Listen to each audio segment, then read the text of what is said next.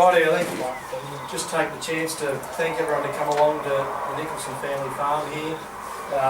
We've been working on this for a fair while to try and get Larry to come to Australia and make the most of the pretty solid team we've got at the moment in the Jersey lineup. We've got, but that's a part of it. There's a lot of other parts to what ABS do as a company and different bits and pieces that we know about that Larry's going to talk about today. So I'll hand over to Larry. Most of you know him, and I'll let him introduce himself. Thanks, Tim.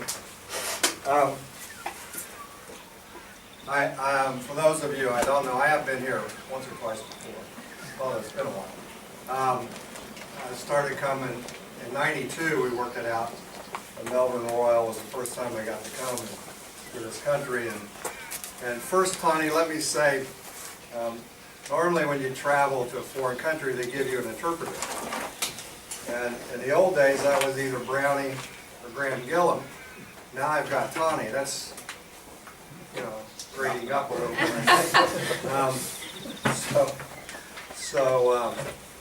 Anyway, it's always fun to be here, and having come for 20 years, it's been about 5 since my last time. I've been coming for 20 years and had the opportunity to watch, especially the Jersey breed, evolve in this country, and it's been quite a bit of fun. And I'll relate it to one story. When I did come the first time, it was a chance to judge at the Royal in Melbourne, and the editorial in the Jersey paper, the edition following that was that the breed was set back 100 years by the judgment that day. So, you know, I think you've recovered a little bit from that. And I'm going to talk about some bulls. It's sort of a two-tiered thing. And I'd like to take a minute and talk about some things in general, some breeding things in general, and introduce it by this slide. I think it's hard to see, but it's titled "It's About Your Cow," and down at the bottom, not about our genomics or not about our genetics. In other words, I want to have a conversation focused on managing the cow side of genetics. And before I get into that, I wanted to share just a couple things U.S.-wise about jerseys. The last year, the Jersey milk price was worth $1.50 to $3.50 more than Holstein milk. Is basically the message in the U.S. And of course, it takes less resources to get the same output of jerseys. So the breed is growing dramatically, and I'll get into that a little more. And what I want to show you here is a newer economic measurement a nutritionist from Virginia Tech has just developed. He just introduced this last week, and I'm plagiarizing him a little bit here. But, and it's not so much what the index is to me it's a sign of the changing times in the U.S. Meaning, how do you compare a Jersey and a Holstein? It used to be, well, my beef check's more with a Holstein, so that's why I have Holsteins. That's pretty much was the standard answer. Well, they're looking much deeper, and this is an example of that. Here's two Holsteins he used as an example. One's 71 pound tank average with 39532 versus 80 pound tank average. Which one's better? And the nutritionist would get that asked a lot. How do I want to feed my cows? What do I want to get? So,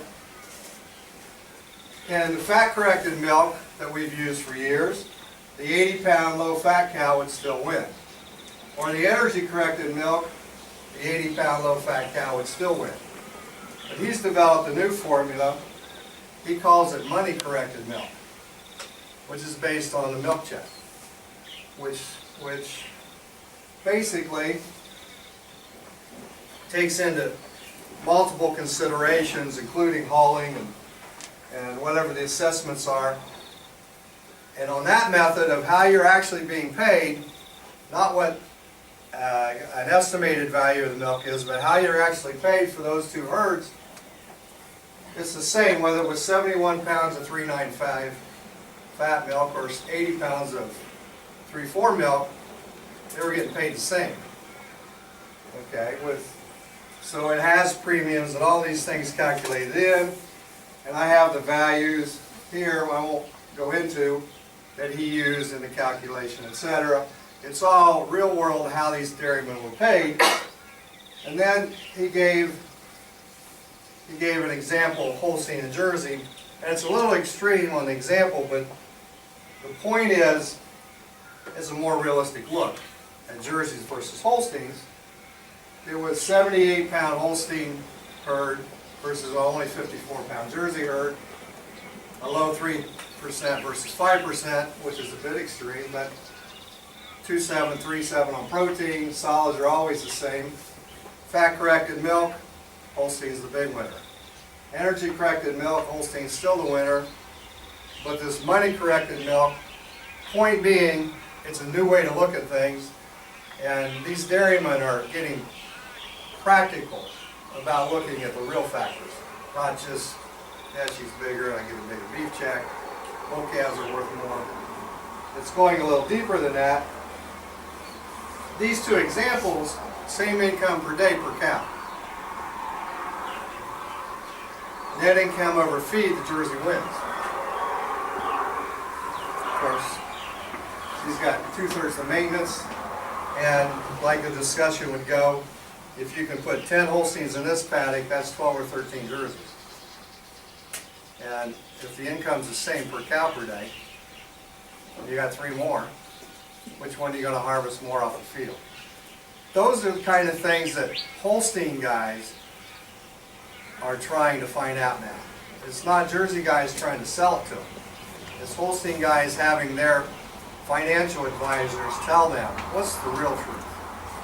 And so Jersey numbers are changing dramatically in the U.S. And I'll get into that a little bit more as I go through this. The female genetic topic, I think, as an industry, as a bull stud, should be shame on you. We haven't focused enough on this area, or challenged you to focus enough on the female side of the equation. And I'll give a couple illustrations of that. And I want to talk about customizable indexes for the females as a tool to do that with. And where genomics might fit into that or might not. So that's sort of where I want to go. I give a bit of a genetic update first. This photo, it's hard to see, but that's one of the first premieres fresh. It's her first day in the robot at River Valley, one of the original premieres, so she's a day or two fresh in that photo. Udder looks all right. As a company, I'll give a quick commercial. ABS, we still have more top 100 Holstein bulls in the U.S. than anyone else. Leading bulls in the bottom section, we have the number 1 and 2 Jersey bulls in the U.S. in Vernon and Vance. And Legal, unquestionably, is the best second crop bull ABS has had since Lester. And I'll talk more about Legal, but he is in that league. Changes to the productive life formula and the net merit rankings in the U.S. happened this time. And what I want you to focus on is the changes in the net merit formula, the changes in the weightings. And what was changed was more emphasis on DPR, more emphasis on somatic cell, less emphasis on body conformation, udder composite, feet and legs, has a less weighting in net merit. Today was a dramatic shift. Why the change? Is it because udders are less important than they used to be, or feet and legs are less important? No. They're just as important as they ever were. But they're not broke. They're not the problem udders were and feet and legs were 30 years ago. We've made tremendous progress. What is calculated on is why are cows leaving a herd?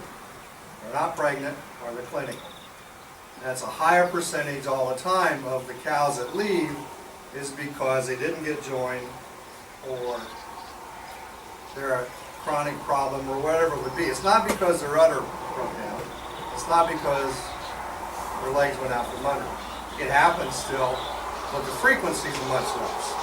So the point being, focus where the current problem is, and that's been the shifts in the rankings that you'll see from the U.S. on net merit and cheese merit is heavier on the fertility traits than ever was before.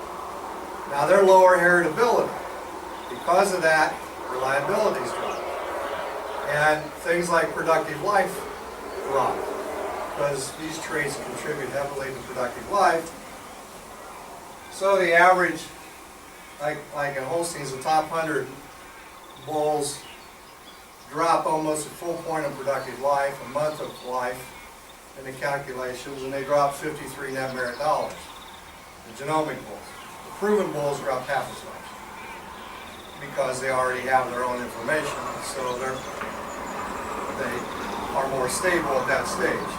We'll talk about that. So just a bit about shifting and how information is put together and ranked, etc., and trying to stay current on what's causing the decisions that go on today. And I always like to qualify every time I give a talk that repro is cash flow and that we understand that. Any cow that's not joined, it doesn't matter how you try to breed her. If she's not pregnant, the rest doesn't matter. And I just want to qualify everything when we talk about it in that we get that. It's a bit about ABS. We're over 15 million units of dairy semen now and still growing worldwide.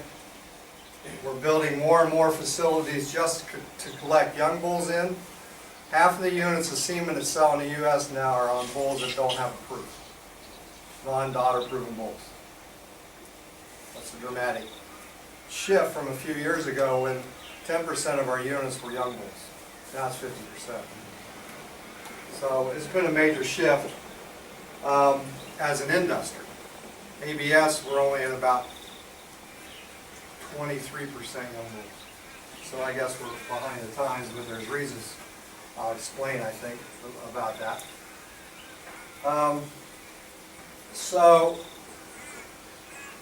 One of the things I want to tackle, this is some of the Jersey bulls that we're marketing in the U.S. Some of them are available here. It's hard to see the color coding differences. The blue ones are genomic bulls.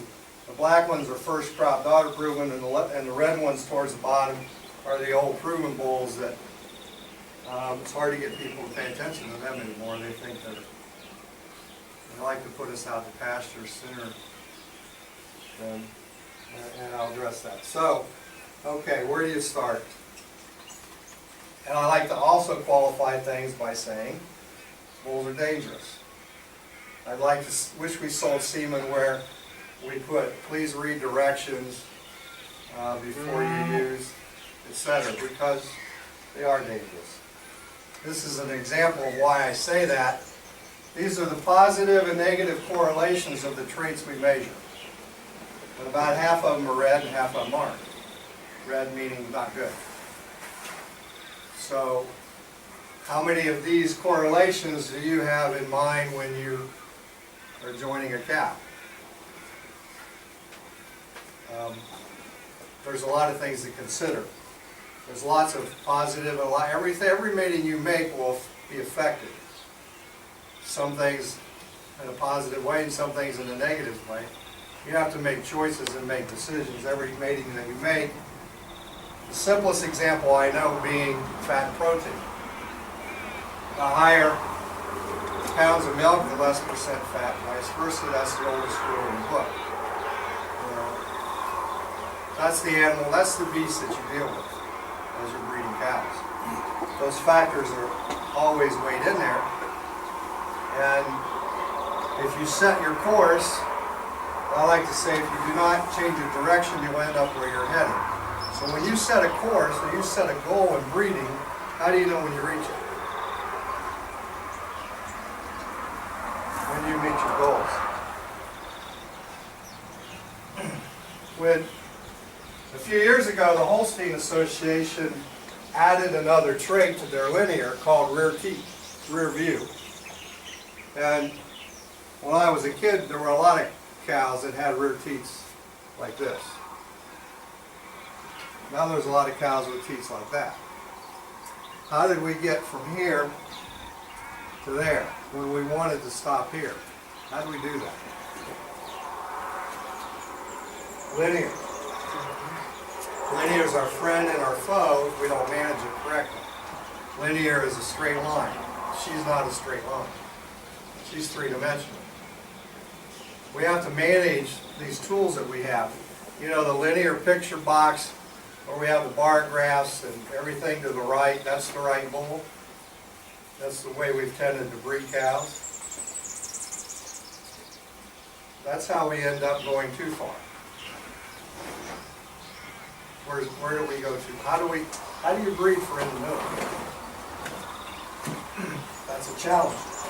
You need to set, somehow you need a plan where you're actually breeding for what you want, not what's the most extreme.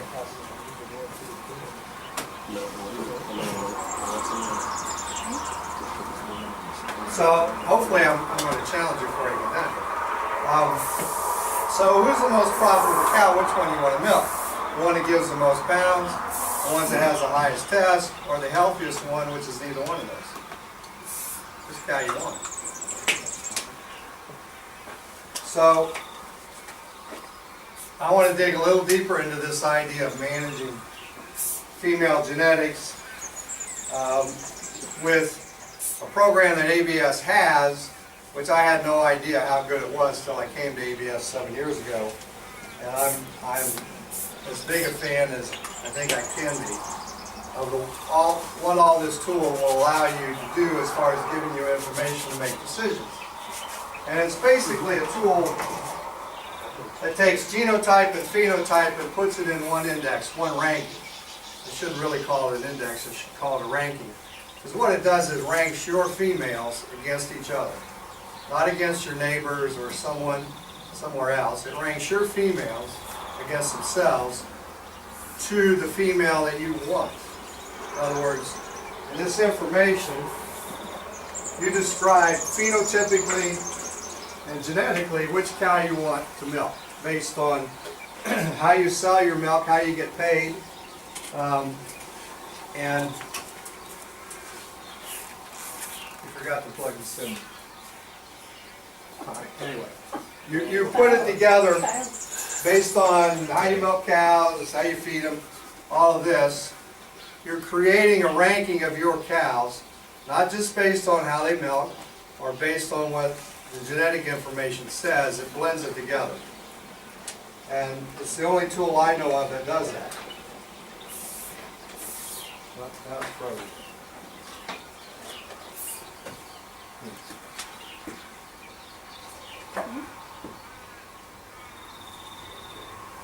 Okay.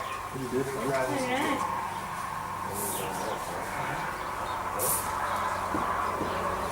Hey, go ahead, Mike. I got it back. So, what this, okay, here we go. This is an example of the various traits, and what I'll go is into this index, weightings, rankings. I'm not going to take the time to go through these, but it's a fairly involved scenario that you put together. And essentially, the bottom line is, I want to milk this cow. And then it ranks your cows to that cow you want to milk.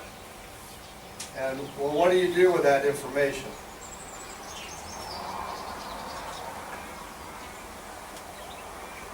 Well, I'm going to jump to it. This is hot. Okay. We call it an audit. It's a ranking. It's a management tool to use. It really gives you a snapshot using your own information. This gets through there. We can do things like segment your herd. This is a herd of cows, 400 Holstein cows. This is the top 25% based on this ranking, based on the way that dairyman wanted his cows ranked. And we've segmented to look at some things going on in that herd. And this is the area it's ranked by. So there's the top 25% of the cows and their profitability.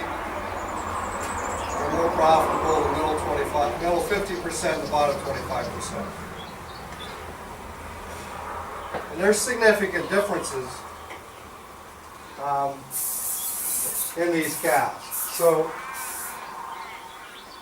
one of the first things it does, it starts to show you which cows are profiting more lifetime than other cows.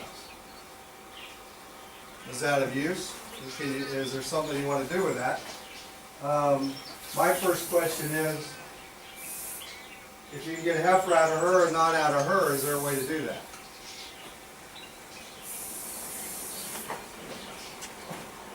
If you're going to manage into the future, there's some questions that start to come. Where do you want to get females from, and where do you want to use different types of bulls or different categories of bulls? Meaning, if these 88 cows there are your profit center in the herd, those are the cows that are going to make you the most money in your lifetime. And you think about the next generation from them, how much risk do you want to take when you're breeding that cow? In other words, do you want to use a proven bull or a young bull? Where, conversely, the middle group, for example, this group, let's say you could breed all those cows to your favorite bull. You get heifers by whoever is your favorite bull or whatever bull you would want heifers by. A heifer out of this cow is not going to perform at the level of one out of that cow will. Is that a fair statement? Okay. So you've already have a thought process about where to get heifers, where to not get them, and then what kind of bull to use with all these categories we have today, with genomic, with daughter-proven, second crop bulls. If I'm going to get a heifer out of that cow, I don't want to take much of a risk. I want the next generation to be as good as she is. So I would tend to use higher reliability bulls. These cows have more ground to make up. I might use bulls that have a little more risk to them, genomically. These cows, I'm not sure I want a heifer out of them at all, because they got a lot of ground to make up.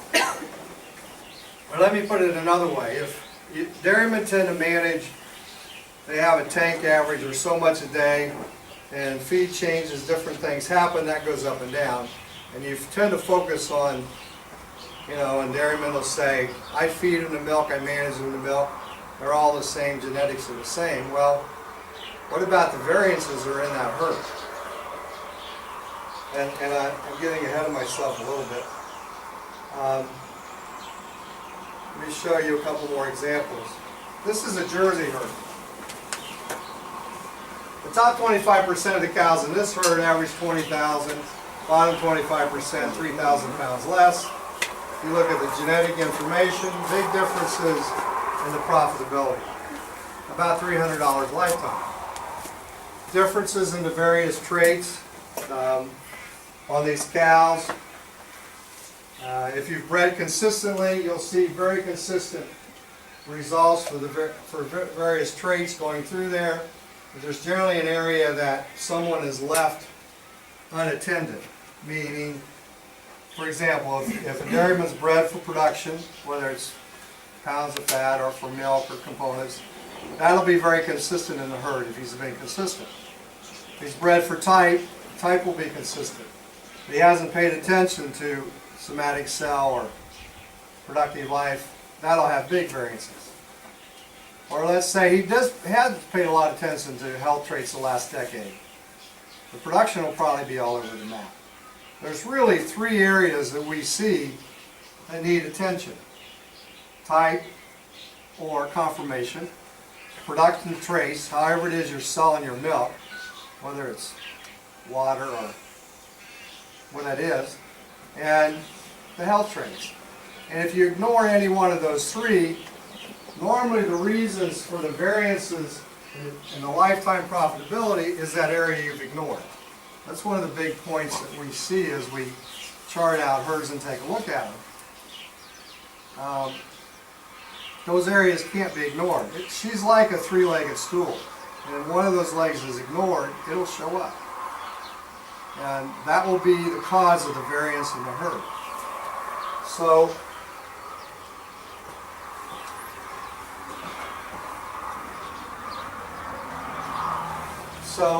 how do you address that and solve some of that? This is that same Jersey herd ranked by lactation, by age, by birth year. Fourth lactation cows, third, second, etc., down to the virgin heifers.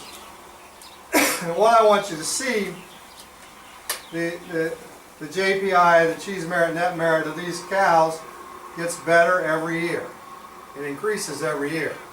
That's a sign that they've used better bulls every year. So from our side of the equation, if you will, the male side, they're making progress. A dairyman looks at that and he'll say, well, I'm making progress every year. Okay, fair enough, you are making progress every year.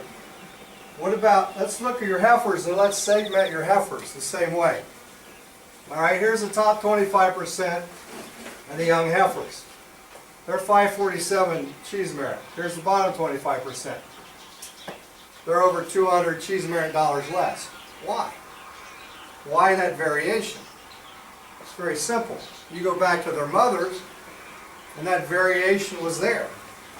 Just because you use good bulls, you haven't shrunk the variation. The variation's still there.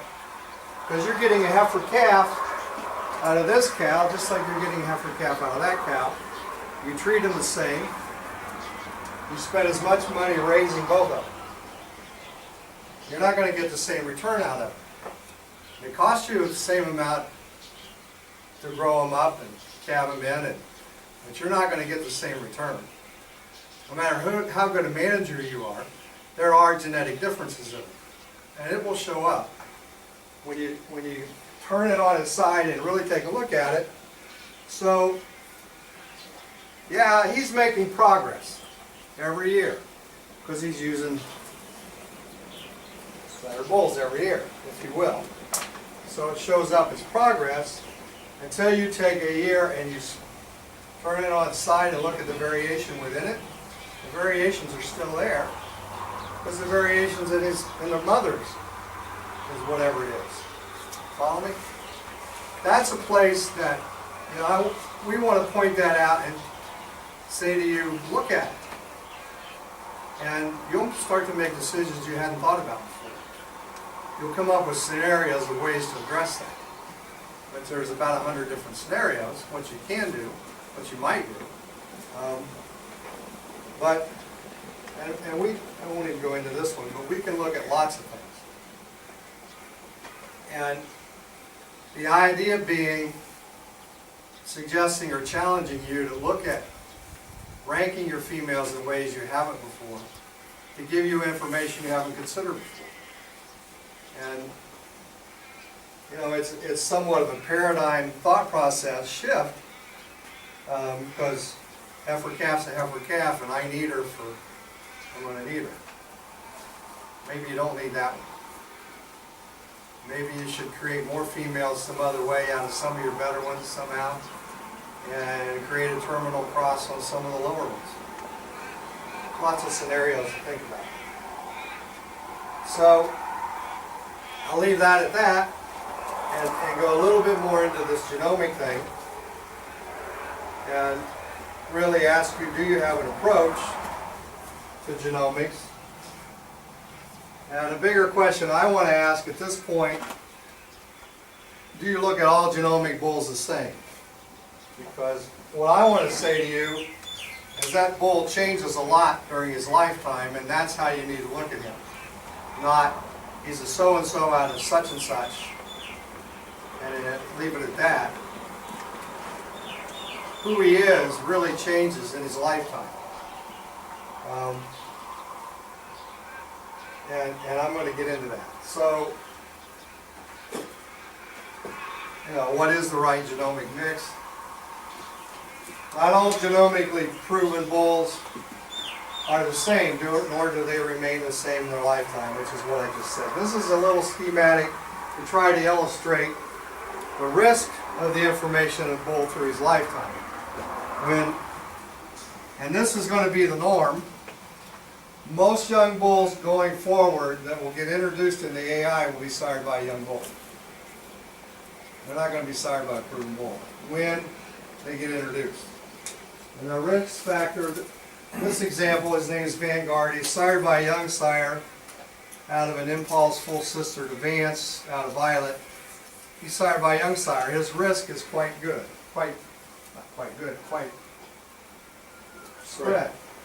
Awesome, who is a Vernon son, was in this category until Vernon got approved. Now Vernon has approved. His risk has shrunk a little, because he's sired by a proven bull now. That's a change, even though he's a young bull. Visionary has less risk than those two. Even though he's a genomic bull as well, he's sired by an old second crop bull called Legal, who has thousands of daughters. So he has even less risk at that stage of his life. Fair enough? And Vernon has approved Legal as a second crop bull. That's sort of the sequence in a bull's life and what we're going to see. So, Primetime Plus, Tim's calling it, which I agree with, it's talking about, basically about waiting on these young bulls for a year, to put it real simply. At 24 to 30 months of age versus when the bull was 12 to 15 months of age. We have, by waiting, we have real fertility on that bull. Yeah. And if it's a Holstein bull, we have cavities on that bull. Real cavities, not estimated cavities. We have real cavities. But we have real fertility data, not just what he looked like in the lab, by waiting a year. So, and when the bull's 2 to 3 years old, he makes a lot more semen than he did when he was 15 months old. And it's better stuff. Fertility's better. I mean, some of the best semen he'll ever make starts when he's in that category over 24 months of age. 30 months, 36 months, before he's 60 months of age, which traditionally we wait till they're 60 months of age. That's when they get their first proof. They're 5 years old. The other thing that happens with this group of bulls is if their sire was a young sire when he's sampled, he's not a young sire anymore. Sort of like I just illustrated. His sire will have a proof. When this bull's 30 months of age, his sire's got a proof. Or if he was sired by a proven bull by chance, which is hard to get done anymore, he'll be second crop. So what we know about that bull just increased dramatically. He's a much safer consideration at that age than he was a year before. And that is one of the big points. That's the market that we see growing dramatically of these young bulls. Not necessarily waiting until they're 60 months of age, but not using them when they're 12 months old either, in a large degree. And some of these bulls will look fine and look interesting, but you know, they're a big risk. These bulls at 15 months of age were about half right, is what the numbers is. In other words, meaning if a bull's a top 25 bull when he's introduced at 15 months of age, half of them will still be top 25 when they're proven. Half of them won't be.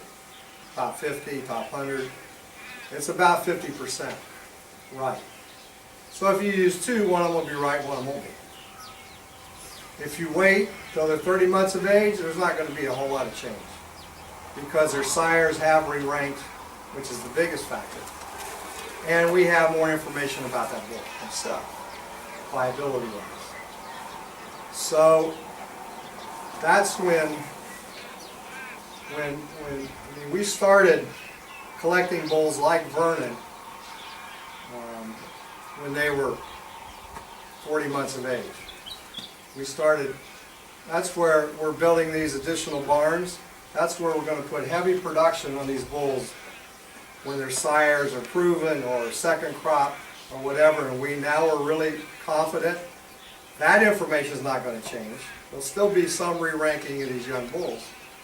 And I'm not saying we shouldn't still use old bulls. I'm not saying that at all. But I am trying to suggest there are ways to segment these bulls and look at changing the way you look at them, the way you might consider them. 35% reliability is what he is the day he's born. Genomics, and this is more Holstein than Jersey. Jersey isn't quite this high. Genomics gets you to 70. Waiting till they're 30 months is like saying they're 80%. The information won't say 80, but it's like that for your thought process. So genomics speeds it up, but it's not a guarantee. And I really think it's about finding the right bull for the right, I call it HPR, and without taking a lot more time, sorting out who that cow is you want, use the information, and then let it be ranked, let your females be ranked, and let the males be ranked by the cow that you want to milk. So,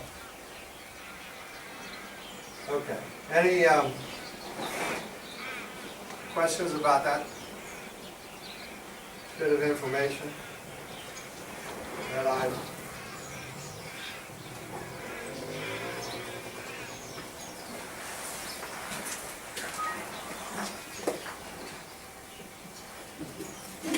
sort of thrown out there? Kind of quickly. Is it just me this time? No, it's fine. All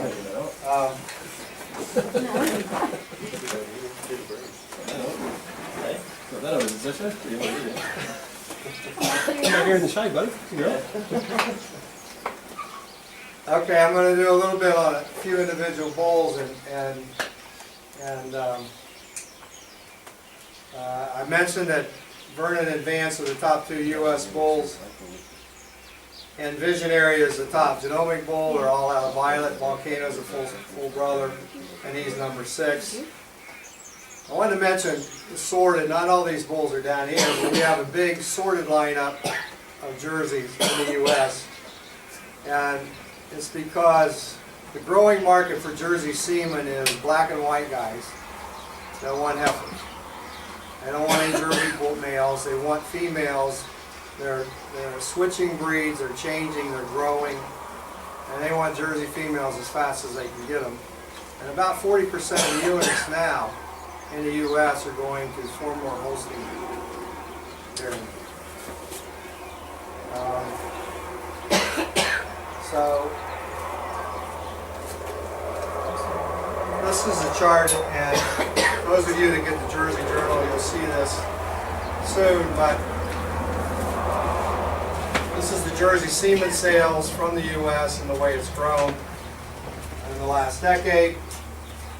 The blue is what we sell in the U.S., the red is what we export. So it was about 1.5 million units a decade ago, and now we're right at 4 million. So that's a dramatic shift in a decade. Pardon? Oh, okay. Well, this is sampling. Tim wants me to make a point about this. This is ABS. We're now sampling more bulls than anyone else, and this is going to keep climbing in the U.S. And we're about 1 out of 4 units in the U.S. is the market share for Jersey, which historically, when I first started coming to Australia, we were less than 5% of the cows. We're going to be 20% of the cows by the end of the decade. And it may not stop there. That's a big shift. Big, big shift. And this helps us support that, where it's headed. So, a little bit on individual bulls. Wish you could see that. It's a nice Ayatollah. She looks pretty good on the screen here. That won a class in South Africa. The Violet story is what I want to call this part. Violet has 27 sons in AI. Easy to say she's the most, has more sons than any Jersey's ever had. And it seems to be working out for her, because like 6 of the top 10 are sons of Violet. The first 2 are at ABS, and Vernon is far and away the highest in the U.S. In fact, there's only one genomic bull that's higher than he is, and that's Visionary.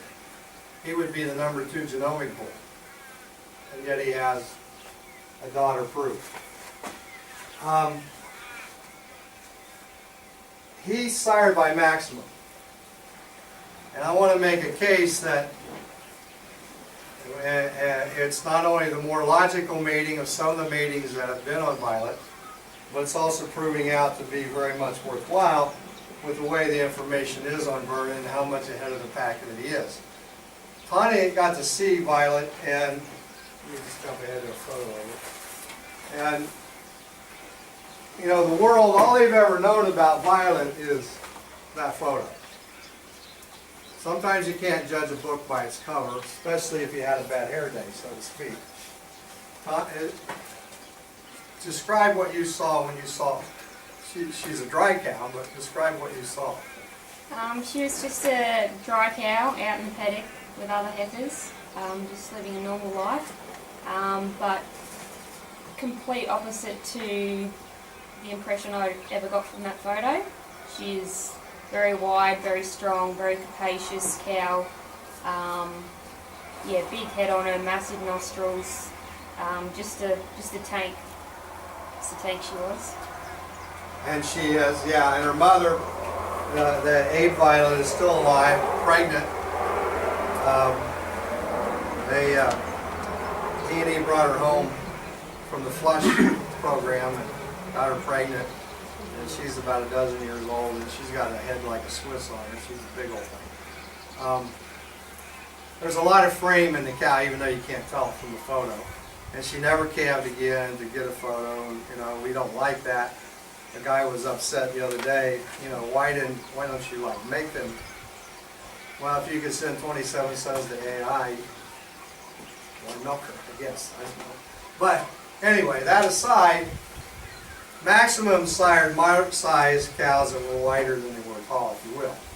Complementary mating on Violet, and it seems to turn out very well.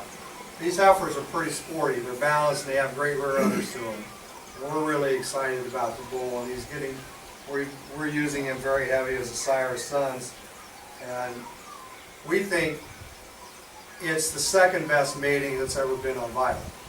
I'll get to the best mating in a moment. And before I get to Vance, Awesome is a Vernon son that we brought back into semen collection. We had sampled one Vernon son as a youngster out of a Dale that goes to a cow family of Gabies. We brought the bull back into collection. He is 85 pounds of fat and 64 pounds of protein. And so the bull has created some interest as a youngster. And I just want to point that out. He's not on the team for here, but at this point, maybe he will be at some point. Vance is the #2 U.S. bull and the next Violet son that we have at ABS. And he's Impulse and Violet. Well, they're taller than the Vernons. They should be. Impulse is taller than Maximum. The bull is 63 pounds of protein, 76 pounds of fat, very high information. And he's a bull that we sort only. Again, I mentioned the strong demand for sorted semen in the U.S. And we need one of our top bulls available that way. We sorted only, Vernon's conventional only, so that's kind of the program at the moment. The bull's not as far along as Vernon at this point. There's still more information coming, and he is more extreme than Vernon is. And I put Virgil in here as well, who's a jazz artist out of Violet. He's a top 10 bull as well. They're not as strong as the Vernons or the Vances. Makes sense. He's sired by artists. He wouldn't be. So, part of the point being, with Violet, what we're getting makes sense. She's helping create high sons, bulls that sire a lot of product. if you will. Very productive. And their breeding pattern, the more complementary to Violet it is, we're happier with what we're seeing, is the point I want to make. Fair call? So, Visionary and Volcano, we think might be the best mating Violet ever had. Vernon turned out pretty good, the maximum mating. He's the #1 by a long shot. And to catch up as a daughter-proven bull with Vernon is going to be a challenge. But these bulls are almost as high or higher than Vernon as youngsters, as Legal sons. Legal is the most consistent Jersey bull I have seen in a long time. He is the same league Lester's in. And I won't be able to say that enough, how impressed I am with Legal. And so, Visionary, you know, with his genomic game, there's normally a new top bull every other week or so. There's a new hybrid. He's been on top for over a year. For a year and a half, he's been the #1 bull. Interesting, nobody can seem to catch up with him so far. And Volcano, who is sorted only, is just a tick behind him. And we sell really more Volcano than Visionary right now, per se, because of the demand for the sorted product. And then Legal himself, again, very, very, very, very, very consistent. You just don't throw him away. He doesn't have many discards, I think is the best way I can talk about the bull. And I correlate him to Lester, not that they look like Lester's. They're more balanced than Lester was, even more consistent than Lester was. From the balance, and it's the cow family. And he's a bull starting to get to a stage in his career people forget what he's sired by. He is an impulse son. But that never enters your mind when you look at it, because they don't look like impulses at all. Impulses were tall and gangly, had trouble finishing at the top of the rear udder. This bull doesn't have that problem. They're very balanced cows with good feet. It's got a high udder rating for a bull with a lot of daughters. Very well balanced. And Tanya got to go to Holland's where this photo was taken. I don't know how well you can see it, but that's what they're like. They're just, the bull doesn't miss. They had 100 and some early second crop daughters sired by conventional Legal and 100 and some sired by sorted Legal. You couldn't tell the difference. It's supposed to be sired. Anyway. They're using this bull again and again and again and again, which is as good a testament to a bull as there can be. That, and these guys have good cows at Holland's. No question, they have good cows, but they have never had a group this consistent, and they'll tell you that. And all the bulls they've used all the good bulls over time. And they have good cows, but they've never had a group this consistent. They're quick to tell you that. And, you know, great individuals and great as a group. Any comment you'd add, Tanya, on having gotten to see some of the head Legals? Yeah, well, just simply they blew me away when I was over there. Of all the milking daughters I saw, yeah, to reiterate what Larry said, they were very consistent and just impressed me from anywhere I saw them. They were just all the same. I just took photo after photo after photo in the barns, and yeah, I just came back and I couldn't say enough about the bull. So yeah, very, very much impressed. Yeah, I saw other farmers are milking them, so. Yeah, if we've got one bull that you haven't used, you ought to use unequivocally. It's this bull. We have an artist brother to him. He's a little bit younger. His second crop's just started. He's not the same league. Pretty darn good bull though. And I want to mention him because it's another bull out of the same cow, and he's a fine bull. Wouldn't hurt anybody. You use Lyndon, who's the artist's brother. He pales next to Legal, but then most of it's good. Fairly balanced bull as well.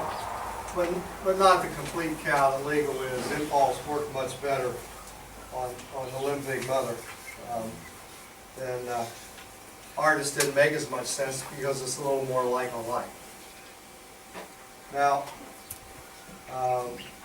one bull, thinking of that balance thing, one of the bulls we started breeding some at home is a bull called Legitimate. He's illegal out of one of the original Maximums at Gary DeGraff's, Jersey Boys in California. He's a bull that is of quite a bit of interest in our shop, in part because of the daughter pregnancy rate information on the bull. I'd like to do what I'm calling the impulse story for a moment. And Legal doesn't fit into here because they don't look like anything like impulses. Jupiter looks more like impulse. Jupiter is a high-ranking top bull sired by impulse out of a hallmark. In fact, quite a decent pedigree. A lot of excellent cows in this pedigree. Hallmark, Declo, Lester, Bretta, Brook, Duncan, Brass. It's not a bad pedigree. From a herd of cows, Sun Valley there, a grazing dairy in Oregon, and you got this stop there. Most people, when they go to Sun Valley, they're shocked how good of cows they are. Big open frame cows. It's kind of one of the better kept secrets in the States, this herd of cows. Because they have never really done lots of promoting. They had some bulls go to AI 20 to 30 years ago. They were very high fat. The U.S. kind of went away from fat for a while. Sun Valley faded away.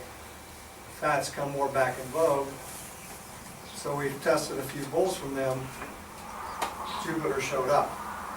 But again, they're big frame cows. He's dangerous. If I could bull this sire's big frame cows, if he's used on tall, narrow cows, sell them. It won't work.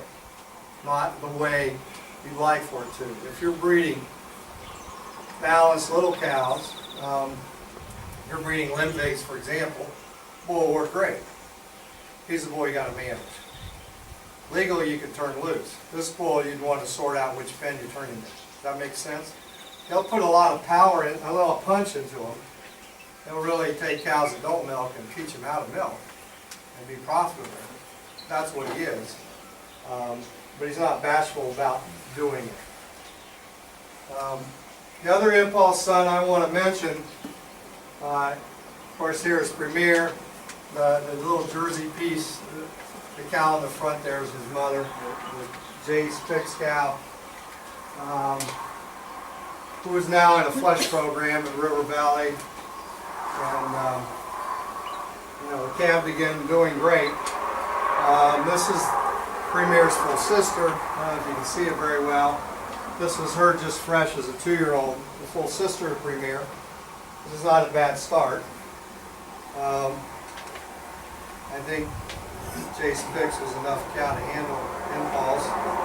Here's the first 2 Premiers fresh that we know about. The bull himself ran with a batch of heifers before he was genomically tested. When genomics first came out, we tested the bull and we brought him in. So the AIs are a little bit behind yet. There was about 20 heifers born out of that. And they sold a few of them. This photo is the one that's in River Valley. That was her just fresh. This heifer still at the folks at Bred Premier. This is their first one to calve. And it's just a photo of her out in the lot. She is scored already, and she went 85 for score. So that's not a bad start for a bull. How popular has These he may been be so the 2 far? best ones, I don't know, huh? How popular has he been so far? Extremely. He's a bull, Tim, that's tended to bridge a gap. Or he sells sort of in both areas. The folks that think a Jersey is to break the lead, and the ones that think she's the milk, they both use it, if that makes sense. He's kind of crossed over both venues. He's got a brilliant mother, which attracts the fussy type breeders who would normally not use a bull like Impulse as a sire of a bull they would use. And he's high enough for those people that breed index, if you will, if I could put it that way. And yet, where you get this much type, they've chased this bull pretty good. And early indications are, you know, maybe everyone's going to win on this one. It's he started to make using prime time or genomic bulls legal for us, if you will, because they're, you know, well, it was real simple. People saw pictures of this cow. I'll breed a son of that cow. That's really where it started. And and you got to see her too, didn't you? You really made the rounds pretty good. Yeah, yeah. You weren't disappointed, right? Not at all. All right. Has she got other sons going into the system? There will be. There hasn't been, but there will be now. River Valley. The folks that own her don't do any ET work. They're just dairymen that bred nice cows. And always had nice cows. And her pedigree's a little, you know, Future wasn't really high enough. I mean, he's a full brother to Astound, Future was. And Lannis was a Duncan son out of the old Mercury Aaron cow, who was a bull that was in AI, but just for a short spell and never was really high enough. So, yeah, they would breed a few excellent cows, good dairymen, but really didn't shake any trees. And the local ABS GMS person and rep works with this with these folks, and just loved this cow and kept telling us, "You need to come look at this cow. You need to come look at this cow." So we went and looked, and it's like, yeah, it's worth testing the calf out of her. She's pretty good, and that was before she was 95. And tested the bull. You know, it's like hitting the lottery, I guess. He looks like he might be the real deal, and he's been exciting. So she's, how wide is she? Can't get your arm around her. So, you know, and that's what everyone sees when they look at her. It's like, well, you're going to make a true type model cow. She'd do it. And so, you know, maybe it's going to turn out. The first two heifers are certainly encouraging. And it'll be another 6 months, really, till the mom starts to kick. But, so, that's where we're at with him. Just wanted to mention a bull called Blade, showing you we are going to have our first Navarra son that was sourced in the U.S., sampled in the U.S., did a proof this time. So we're not completely prejudiced. We will try some other things. What I want to call a productive life story, quickly on a couple bulls. And what I mean is long herd life the old-fashioned way, if I can put it that way. Headline represents that to me. They're slower maturing. They'll last a long time. They aren't quite as fast starters. For example, Tani saw a group of these ad olims as well as illegals. They use both bulls. They're not as impressive first time around, are they, as illegals? Go back and look at them second lactation, and then maybe you'll start to tussle a little which one you like more. That's the kind of bull he is. They're going to be slower maturing. He's a pure U.S. Pedigree. Yeah, Duncan Center, Avery, which is Leicester. Rescue, which is a bit different. It was putting a jag of milk. The Avery mother of Headline's a square box. She just, what she was. Wasn't anything extreme about the cow, nothing you change, except dairy her up a bit. Rescue was an extreme milk bull. They're slow maturing cows that are going to make great old cows. That's what the bull is. They'll tidy some cows up, if you will. Ballard is much the same kind of bull. He's just now getting his second crop calving. They're going to be slower maturing, and so is Higher Gun. I appreciate very much being able to work with a lineup of Jersey bulls that goes from one end to the other, if you will, as far as boxes to tip. They don't start very fast either. You know, he's not a positive milkwood. But it, you know, it is over 5 points on productive life. They will stay around for a long, long, long time. His mother was champion at a big show at 10 years of age. I mean, that's what the bull is. And he's one of the heaviest used show ring bulls today, but he's also been bred a fair bit in commercial herds, where you want to vaccinate some cows in one generation to tidy them up. He's gotten some play that way. Only one judge's choice bull that I'll put in here and mention, and was it you who was talking about being in Canada and or was it Tommy? Somebody in the last couple of days down here was talking about being in Canada. Oh, that was Mitch in the US. Oh, Yeah. all right. And about every third female he came across was bred to this bull, the show ring crowd. He's the next big time show bull. Now a response out of Veronica. That's his full sister. She won Madison and the Royal. Pretty easy. And I think she's better than Veronica was at this age. Personally. I like her better. Especially in the front end. Let's see. She's got a long way to go to stick around as long as the old gal, but I think she's pretty good. So I'm going to get Tim to interject. No, I'm going to pass over to Russ. Oh, yeah. Russ is here. Had the boom up here, Boom, boom, boys. boom, There you boom, go. boom. I guess Bavoon's a bull that I purchased not too long after I started buying Jersey bulls. So this is the second Jersey bull I've purchased for ABS Australia. He'll come through with the proof here in April, and obviously we've had Jersey Genomics released there in the last 6 months as well.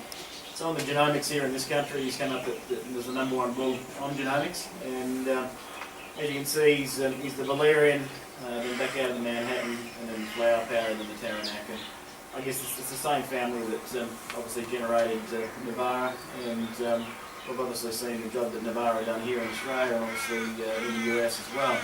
Unfortunately, once we actually got Navara proven, he wasn't alive, so that was one of those things that happened to us. And no different to looking cows, you've got low ones, you've got big ones. But I guess the thing is that with this bull, we've been seeing his, the LT and the PBVs roll through.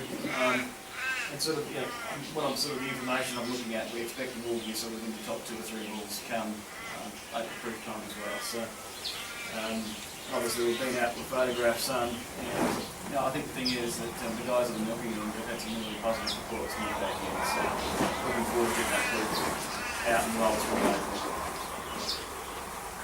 Okay, and then the last bull is I guess, probably everyone's had the opportunity to use Elton. Some may have not used the bull. Obviously, he's got a lot of daughters in his proof now. He's hung around there in the top 2, 3 bulls ever since his inception. So I guess he'll add a whole heap of daughters into his information again this time. We haven't been tracking him on PBVs because we know what he is and what he's going to do. So, but I guess he's been a really, really good bull for us. And hopefully he's made a lot of friends as we get going around the track. So we've got a couple of young bulls coming in out of this cow family as well that will have come through in this 12-month period. So, and there's one other bull that will come through in April as well, a bull called Max Appeal. He's a bull that we bought from Corey and Karen Couches, early doors, the Maximum Son. And he's got a really, really nice genomic proof in the US, hence the reason we dual sample him in the US, and he'll come through with proof here in April as well. And on the numbers I've been looking at, we expect him to definitely be top 10 as well. So we'll have Bavoon and Max Field both sitting in that top echelon come April. so we'll have the 2 best maximum sons in the world learning. Max Field. So we'll see. So it's interesting to see the job that Maximum has done in the US and where this ball ranks. So it'll be nice to have the US proof on Max Appeal in about 12 months' time as well. So. Okay. That's sort of what we wanted to You've got something, you've got a spider web on your face. I do Your with, face. On your cheek. Other Oh, side. there you go. oh, Blue spiders. free spider. Yeah, so, yeah, I just wanted to suggest a couple thoughts and maybe challenge you a little bit about ways to approach management on the females and give you a bit about, we feel pretty good about some of the product we have, so, yeah. And the team that's here, and it's fun to work with this, get to know this young lady, and have a Jersey enthusiast running around the country, so, yeah. So.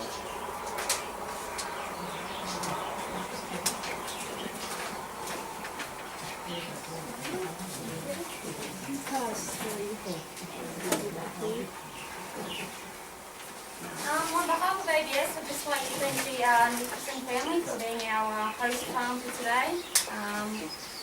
We know it's a busy time of year, as it usually is at any time of year, but yeah, just thanks very much for taking the time to set this area up and drafting some cows out. It's very much appreciated. So just got a small token of our appreciation here. If Pat or someone would like to come forward.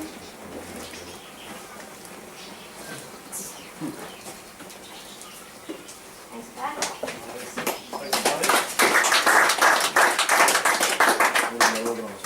That's no problems at all.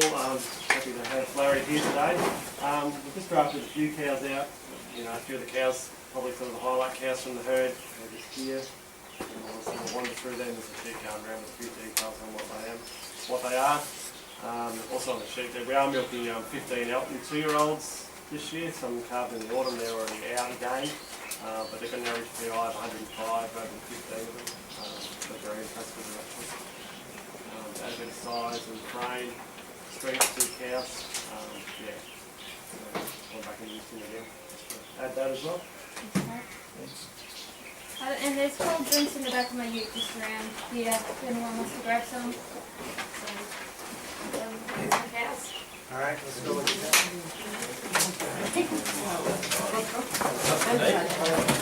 that.